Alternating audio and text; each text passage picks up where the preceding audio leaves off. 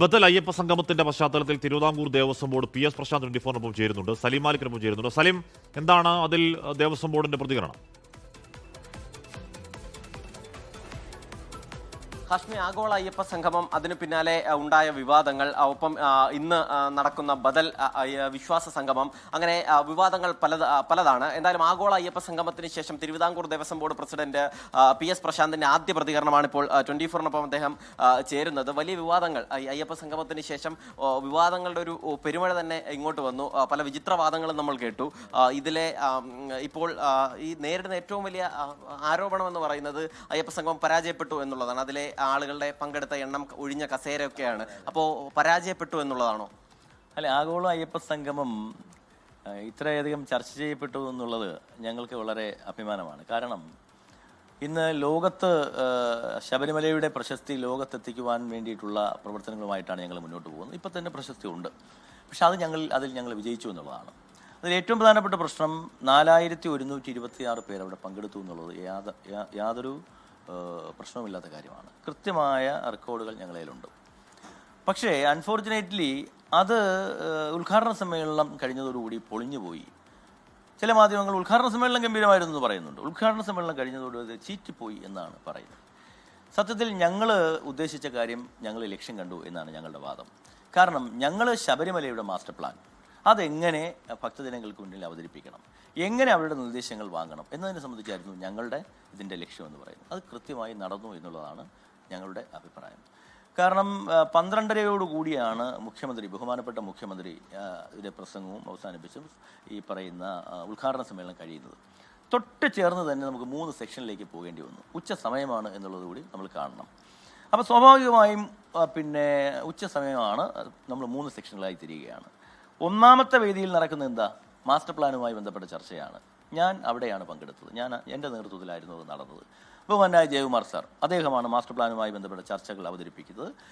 തയ്യാറാക്കിയ എഞ്ചിനീയറിംഗ് കോളേജിൽ കൃത്യമായി 5 പേർ അവിടെ ആ കാര്യങ്ങൾ പറഞ്ഞു. ഭക്തജനങ്ങൾക്ക് മുന്നിൽ ഇപ്പോൾ കഴിഞ്ഞ 10-15 വർഷക്കാലമായി ഓരോ സർക്കാരും മാറി മാറി വരുന്ന സർക്കാരുകൾ മാസ്റ്റർ പ്ലാനുമായി ബന്ധപ്പെട്ട് ഇങ്ങനെ പോവുകയാണ്.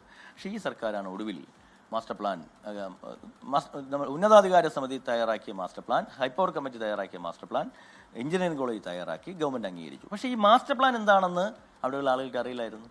ഇതുവരെ ഇവിടെ വരുന്ന ഭക്തജനങ്ങൾക്ക് എന്താണ് മാസ്റ്റർ പ്ലാൻ എന്നുള്ള കാര്യം അറിയില്ലായിരുന്നു. അവരെ മുന്നിൽ നമുക്കത് അവതരിപ്പിക്കാൻ പറ്റി. അവരുടെ നിർദ്ദേശങ്ങൾ വാങ്ങി. 600 പേർ ആ ചർച്ചയിൽ പങ്കെടുത്തു. 600 പേരുണ്ടായിരുന്നു ആ വേദിയിൽ. ഈ ആരോപണങ്ങളിൽ പ്രധാനം ഈ ഉദ്ഘാടന സെഷന് ശേഷം ആളുകൾ പോയി എന്നുള്ളതാണ്. അങ്ങനെ സംഭവിച്ചിട്ടുണ്ടോ? അതാണ് ഞാൻ പറഞ്ഞത് ഉദ്ഘാടന സമ്മേളനത്തിൽ 4000-ത്തിലധികം ആളുകൾ ഉണ്ടായിരുന്നു. തർക്കമില്ല കാര്യത്തിൽ. അത്ര വലിയ പന്തലായിരുന്നു അവിടെ. നിങ്ങളിപ്പോൾ പന്തലത്ത് സംഘടിപ്പിക്കുമ്പോഴുള്ള പന്തലല്ല, വലിയ പന്തലായിരുന്നു. കാരണം അത് എന്തുകൊണ്ട് നമ്മൾ അവിടെ സംഘടിപ്പിച്ചു എന്ന് ചോദിച്ചാൽ പമ്പാ നദിയുടെ മണപ്പുറത്ത് സംഘടിപ്പിക്കുക എന്നുള്ളതാണ് ശബരിമലയുമായി ബന്ധപ്പെട്ട ഒരു പ്രാധാന്യം. അങ്ങനെയാണ്, വലിയ പന്തലാണ്. ഏതാണ്ട് 5000 പേർക്ക് ഇരിക്കാൻ പറ്റുന്ന പന്തലാണത്. അവിടെ ഉദ്ഘാടന സമ്മേളനത്തിൽ 4000 ആളുകളുണ്ടായിരുന്നു. സ്വാഭാവികമായും ഉദ്ഘാടന സമയം കഴിഞ്ഞപ്പോൾ ഉച്ചയായി. അതേ വേദിയിൽ മാസ്റ്റർ പ്ലാനുമായി ബന്ധപ്പെട്ട ചർച്ച. അവിടെ നിന്ന് അടുത്ത വേദിയിൽ ഹിൽ ടോപ്പ്, അവിടെ പിന്നെ ക്രൗഡ് മാനേജ്മെൻറ്റുമായി ബന്ധപ്പെട്ട ചർച്ച. മൂന്നാമത്തെ വേദിയിൽ പിൽഗ്രിം ടൂറിസവുമായി ബന്ധപ്പെട്ട ചർച്ച. 3 വേദികളിലെ ആളുകളെ സ്പ്ലിറ്റ് ചെയ്ത് ഒരേ അതാണ് ഇത്. ഒറ്റ സമയമാണ്, അറ്റ ടൈമാണ് നടക്കുന്നത്. 3 പിന്നെ ഉച്ച സമയം.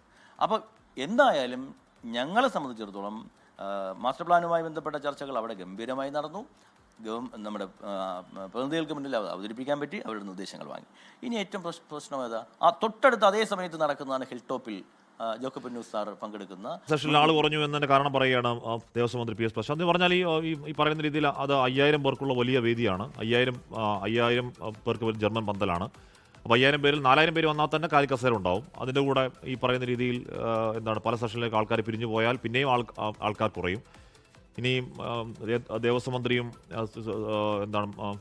മന്ത്രി VN വാസവൻ ദേവസ്വം ബോർഡ് അടക്കം അവകാശപ്പെടുന്ന പോലെ 4000 ചില്ലുവാനം 5000 അടുപ്പിച്ച് ആൾ വന്നു എന്ന് തന്നെ കരുതുക.